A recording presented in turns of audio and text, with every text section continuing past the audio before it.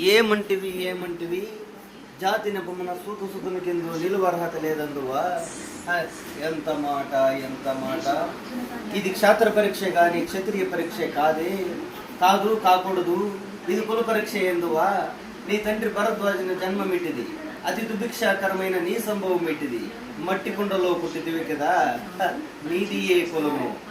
ఇంత ఏలా అస్మత్ పితామహుడు కురుకులు వృద్ధుడైన ఈ శాంతనవుడు శివసముద్రుల భార్యకు గంగా గర్భముని జనించలేదా. ఈయనదే కులము. నాతో చెప్పేసరేమయ్యా.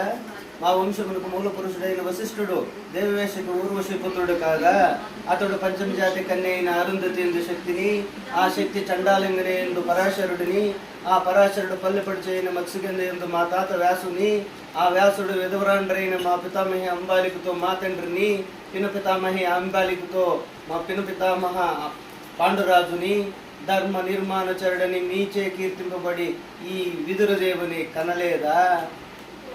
క్షేత్రబీజ ప్రాధాన్యంతో శంకరమైన మా కురువంశము ఈనాడు కులహీనమైనది కాగా నేడు కులము అని వ్యర్థవాదములెందుకు. నాయన సుయోధన, ఏరులా పారులా బ్రహ్మఋషుల జననములు మనము విచారించదగినవి కాదు.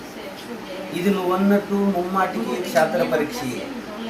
వారిలో రాజ్యమున్న వారే రాజులు.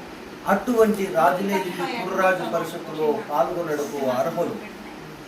ఓహో, రాజరికమా అర్హతను నిర్ణయించినది. అయిన మా సామ్రాజ్యంలో సస్యశ్యామలమై సంపద విరళమై వెలుగొందు ఈ అంగరాజ్యమునికి ఇప్పుడే ఇతని ముహూర్తాభిషక్తిని గావించదా. సోదరా దుశ్శాసన, అనర్ఘ నవరత్న శక్తి కిరీటమును వేగముగా దెమ్ము. మామ గాంధార సార్వభౌమ, సురచిరమణీయ మండిత సువర్ణ సింహాసనమును తెప్పించుము. హరిజనులారా, పుణ్య భాగీరథి నది తొయ్మనలు అందుకొనడు. కళ్యాణ బద్దులారా, మంగళ తుడియారంభులు సుస్వరంగా మ్రోగనిండు. వంది మాగదులారా, కర్ణ మహారాజును కైవరముగా వింపుడు.